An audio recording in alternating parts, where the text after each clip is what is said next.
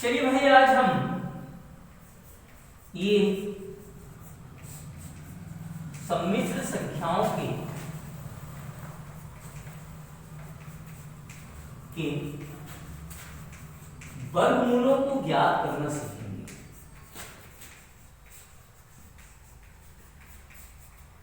तो इसके लिए आप लोगों को क्या देखना होगा, सबसे पहले हम एक सवाल देख लेते हैं। इस सवाल को हम बोलते हैं ऋण 7 ऋण 24 अब इसे जब अपन हल करेंगे तो हल करने के लिए हमको सबसे पहले क्या करना है कि सवाल को जैसे कि वैसे लिख देना है हमको ऋण 7 ऋण 24 अब यहाँ पर देखो वर्गमूल बोला है, तो आपको मालूम है कि वर्गमूल के लिए हमको क्या करना पड़ता है, कंडी लगाना पड़ता है। तो हम मान लेते हैं, माना √ ऋण 7 ऋण 24 और ये बराबर हो गया आपका x धन i y। ठीक है, अब यहां से हमको कंडी हटाना है, तो हमको कंडी हटाने के लिए दोनों ओर क्या करना पड़ेगा, वर्ग करना पड़ेगा। तो हम लिख रहे हैं दोनों ओर वर्ग करने पर जैसे ही हम वर्ग करते हैं तो ये हो जाएगा हमारा ऋण 7 ऋण 24 i का होल वर्ग बराबर हो जाएगा x धन i y का होल वर्ग। ये वर्ग से क्या कैंसिल हो गई, करनी कैंसिल हो गई, तो ये हो गया हमारा ऋण 7 ऋण 24 i। ये बराबर हो जाएगा, यहाँ सरसंख्या लग जाएगी, तो x का वर्ग धन i y का वर्ग और धन 2 a का मान x और इनटू y का b का मान देखो जरा कितना है आपका i y। तो हल करते हैं, तो ऋण 7 ऋण 24 i बराबर x का वर्ग, अब यहां से देखिए धन i का वर्ग इंटू y का वर्ग और धन हो गया यहां से 2xy और ये देखिए हमने i। ऋण 7 ऋण 24 i बराबर अब x का वर्ग, अब आप जानते हो i का वर्ग बराबर क्या होता है, ऋण 1 होता है, तो ऋण मिलकर ये धन से मिलेगा तो ऋण हो जाएगा y का वर्ग और धन हो गया 2xy i। और चाहो तो आप लिख सकते हो कि चूंकि i का वर्ग बराबर कितना होता है, ऋण 1 होता है। अब यहां से हम तुलना करेंगे, तो देखो जरा ये पहला भाग की तुलना पहले भाग से करेंगे और यहां पर देख लीजिए कि i का गुणांक हमारा क्या है, 2xy है, तो यहां भी i का गुणांक कितना है, ऋण 24 है। तो ये पूरे पद का जब हम तुलना करेंगे तो ये किसके बराबर हो जाएगा, हमारा ऋण 24 के बराबर। तो हमने लिखे तुलना से। चलिए तुलना से करते हैं, तो यहां पर हो गया हमारा x का वर्ग ऋण y का वर्ग, ये बराबर हो गया हमारा कितना, ऋण 7। इसी प्रकार हम देख लेते हैं, इसको दे देते हैं हम समीकरण नंबर कितना 1। अब हमारे पास क्या हो गया, 2xy ये बराबर हो गया कितना भाई, ऋण 24। ठीक है, अब यहीं से देख लें, जैसे कि हमको कुछ फार्मूले बनाने हैं, तो फार्मूले बनाने के लिए यहाँ पर हम लोगों को इसका क्या लगेगा, वर्ग लगेगा। तो वर्ग लगेगा तो इसका मतलब हम क्या करते हैं कि दोनों ओर यहाँ पर हम वर्ग कर देते हैं। तो जैसे ही वर्ग करेंगे तो ये हो जाएगा 4x का वर्ग y का वर्ग, ये बराबर हो गया आपका यहाँ से अब 24 का वर्ग यानी ऋण 24 का वर्ग। क्यों, अब आवश्यकता पड़ेगी हमको, क्यों, क्योंकि कि 2xy का होल वर्ग हमने दोनों ओर वर्ग कर दिया, तो ये हो गया 4x का वर्ग y का वर्ग बराबर ऋण का वर्ग सम संख्या है इसलिए धन हो जाएगा। तो ये होता है आपका 576। ये हो गया हमारा समीकरण नंबर कौन सा, 2। अब चूंकि हम जानते हैं, क्या जानते हैं, तो ये देख ले कि x का वर्ग धन y का वर्ग, ये फार्मूला आप लोगों को याद रखना पड़ेगा। तो ये होता है x का वर्ग ऋण y का वर्ग और धन होता है 4x का वर्ग y का वर्ग। ठीक है, तो अब यहीं से इसका मान नहीं मालूम है, तो x का वर्ग धन y का वर्ग बराबर ये हो जाएगा x का वर्ग ऋण y का वर्ग। देख लीजिए कि x का वर्ग ऋण y का वर्ग बराबर कितना है, यहाँ पर ऋण 7, तो हमने लिखे ऋण 7 और इसका क्या है आपका वर्ग है और और धन यहाँ पर देख लो हमको आवश्यकता थी ना फार्मूले में, तो इसीलिए हमने यहाँ पर दोनों ओर वर्ग करके 4x² y² का मान निकाला है और ये मान हमारा कितना है 576। तो ये लिख देंगे 576। अब x का वर्ग धन y का वर्ग बराबर ऋण 7 का वर्ग यानी कितना हो जाएगा 49 हो जाएगा और धन कितना हो गया आपका 576, यानी x का वर्ग धन y का वर्ग बराबर, अब जोड़ दें इन दोनों तो ये हो जाता है 625। ठीक है, कैसे मालूम, जोड़ लीजिए आप, 625 हो जाता है। अब यहीं से x का वर्ग धन y का वर्ग ये बराबर 625 कितने का वर्ग होता है 25 का वर्ग होता है, और ये वर्ग से वर्ग कैसे, यानी x का वर्ग धन y का वर्ग बराबर कितना हो गया 25। अब ये मिल गया हमको समीकरण नंबर कौन सा, तीसरा। अब हम समीकरण 1 और समीकरण 3 को हल करेंगे तो हमारा x और y का मान यहाँ से निकल जाएगा। तो यहाँ पर देखो ऋण y का वर्ग है, वहां पर क्या है धन y का वर्ग है, मतलब कहने का मतलब क्या है, समीकरण 1 और समीकरण 3 को हम क्या कर देंगे, जोड़ देंगे। तो हमको लिखना पड़ेगा समीकरण 1 धन समीकरण कितने से भाई 3 से। तो चलो जोड़ते हैं, x का वर्ग ऋण y का वर्ग बराबर, देखो समीकरण 1 क्या है आपका 7 हो गया, फिर उसके बाद x का वर्ग धन y का वर्ग ये बराबर कितना है आपका 25।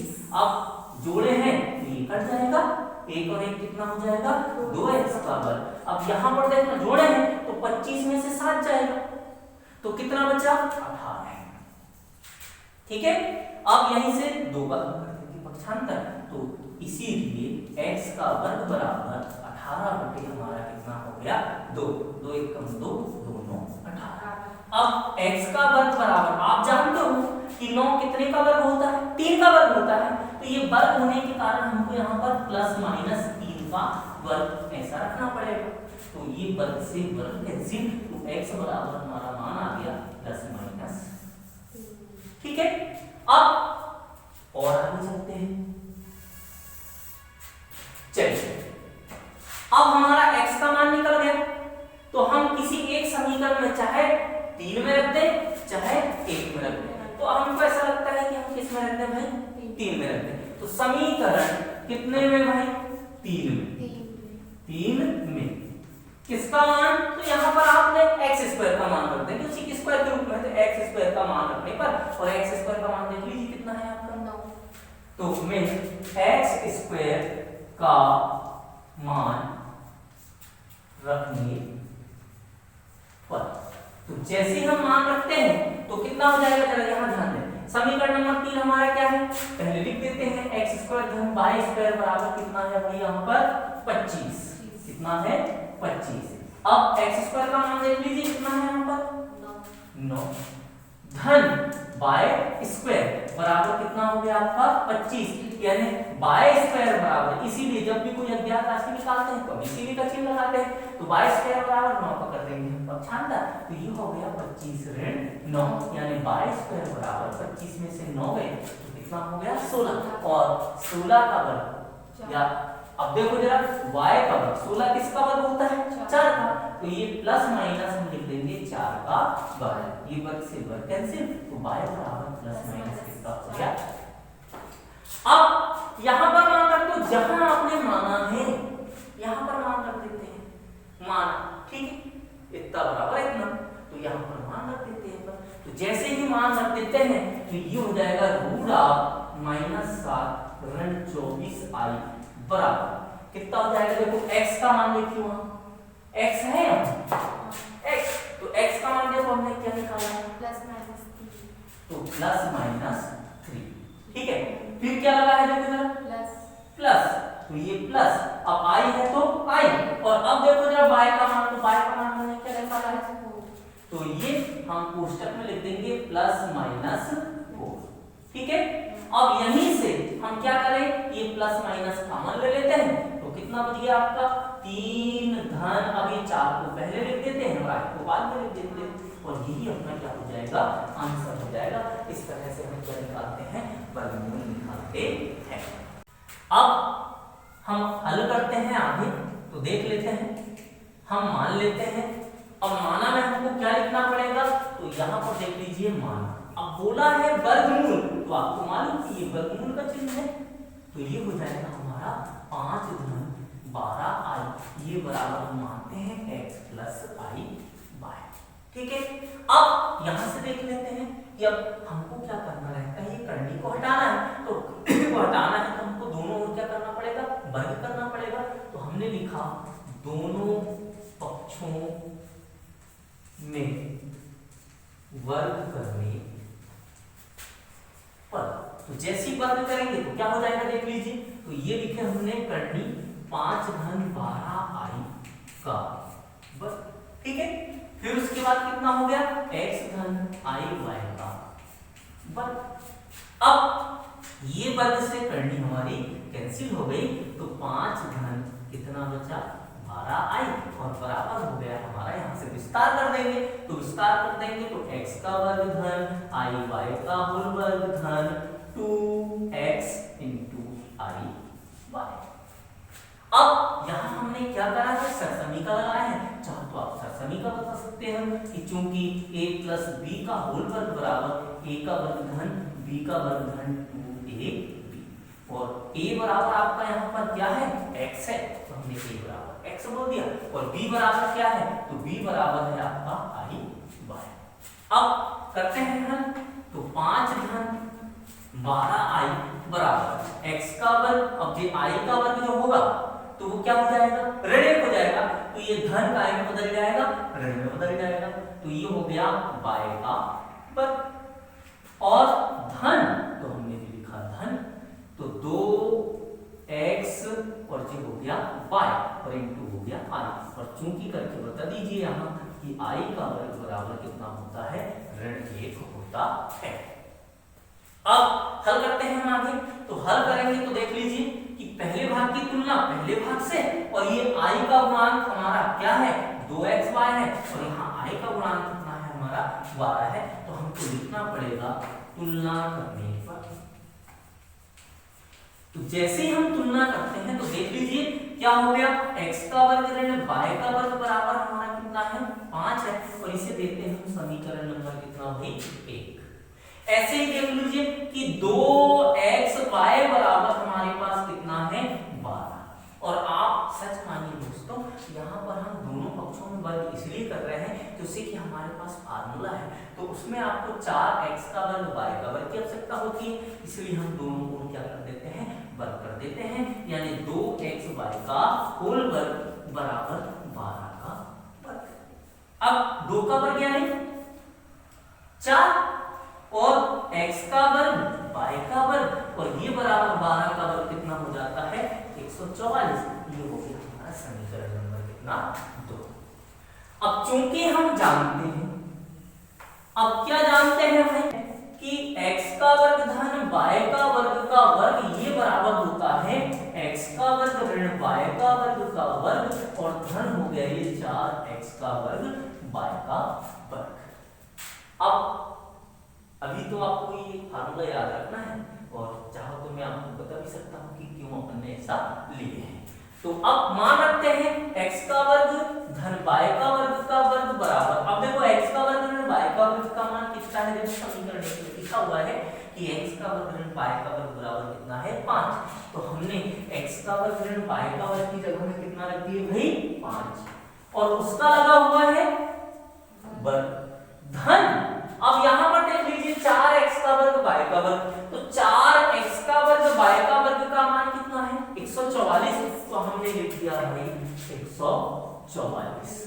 ठीक है, अब x का वर्ग धन y का वर्ग बराबर 5 का वर्ग कितना हो जाता है 25, और 144 है, तो हमने 144 लिख दिया।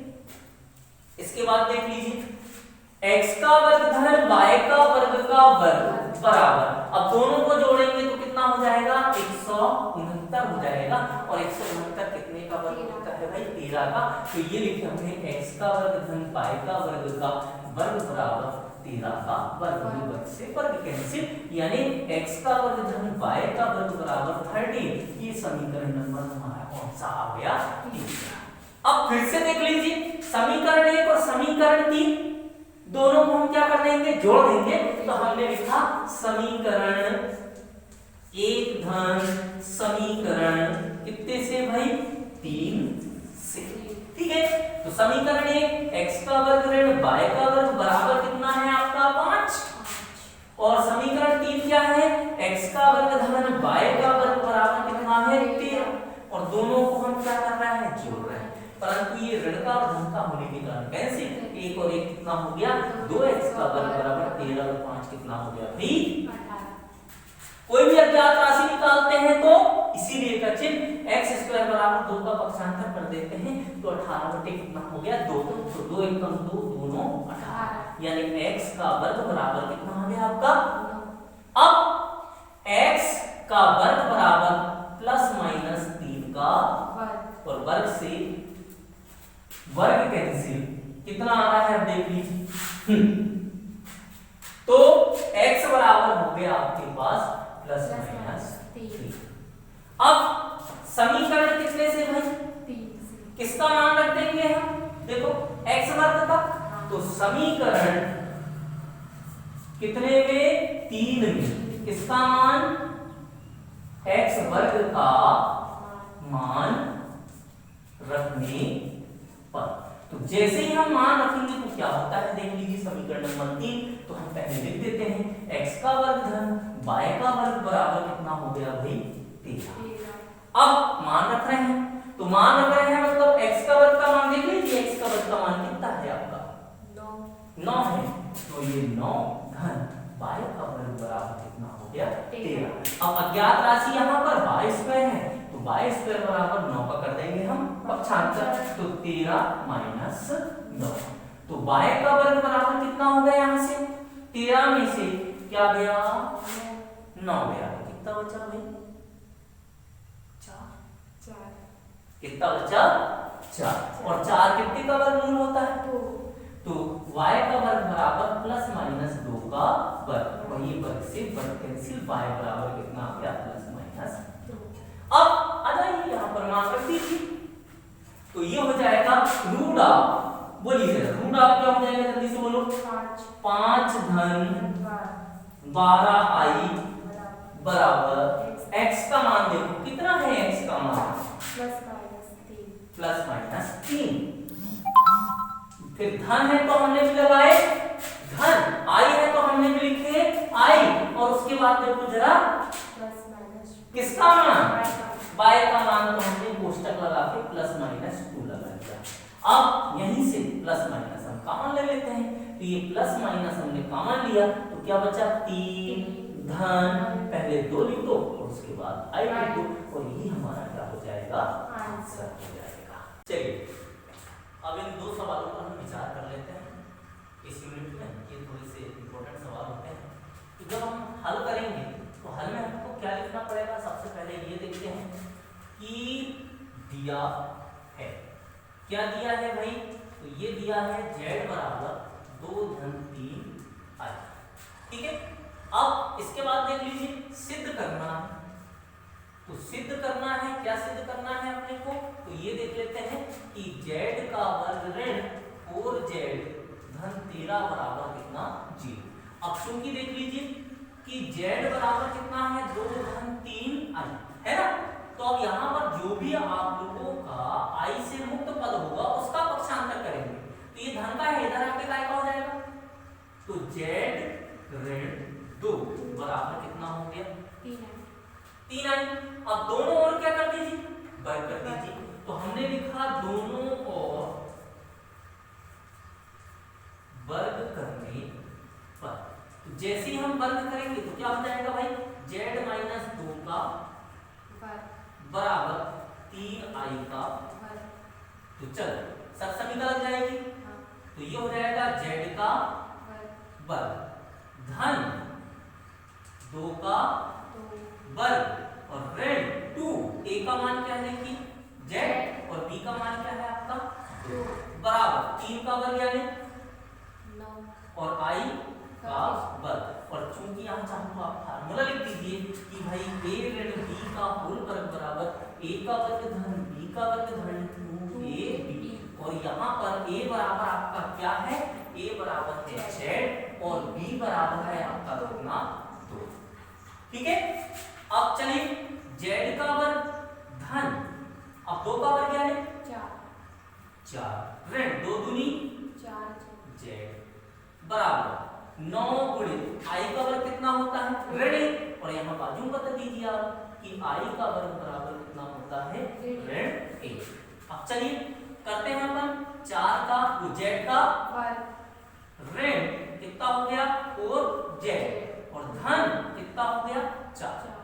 अब बराबर धन का है ऋण 1 से गुणा होगा तो कितना हो जाएगा ये ऋण का 9। अब ऋण 9 का क्या कर देंगे हम, तो Z का वर्ग ऋण 4Z धन 4 ऋण का है पक्षांतर कर खिलाओ धन का 9 बराबर कितना बचा यहाँ 0। तो ये हो गया Z का वर्ग ऋण 4Z धन 9 और 4 कितना हो गया 13 बराबर 0। और यही आपको क्या करना था भाई सिद्ध करना था।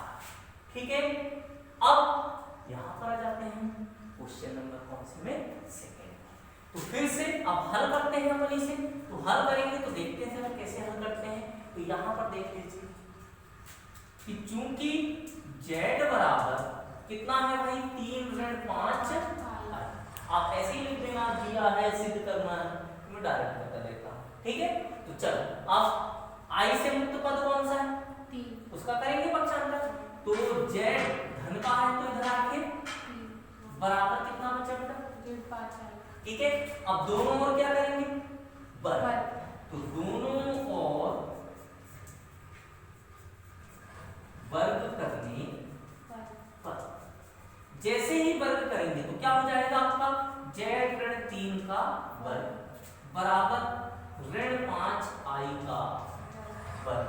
तो अब देखो फिर से सरसमी का, तो Z का वर्ग धन 3 का वर्ग ऋण 2 A का मान कितना है Z इंटू B का मान कितना है 3 बराबर ऋण 5 का वर्ग यानी कितना होता है 25 और I का वर्ग। अब मैंने यहाँ पर सरसमी का यूज की है, कौन सी सरसमी का यूज की है ये वाली, और यहाँ पर A बराबर Z है और B बराबर कितना है 3 है, यहाँ हम बाद में लिख लेंगे।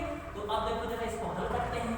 Z का वर्ग धन कितना हो गया ऋण 3 दूनी Z बराबर 25 I का वर्ग यानी ऋण 1 बता देना आप, चूंकि I का वर्ग बराबर कितना भाई ऋण। अब Z का वर्ग ऋण 6Z धन कितना लिख दिया हमने, अब बराबर जी काय का हो जाएगा ऋण का 25। तो Z का वर्ग ऋण 6Z धन 9 और ऋण का है किधर आके 25 बराबर कितना बचा यहाँ।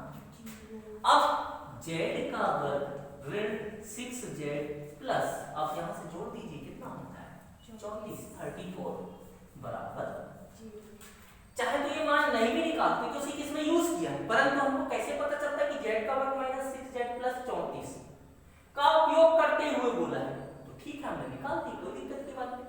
अब यहाँ पर देख लेते हैं कैसे हल करते हैं, यहाँ पर देख लेते हैं। ठीक है, इसको देख लेते हैं समीकरण नंबर कितना भाई 1। अब यहाँ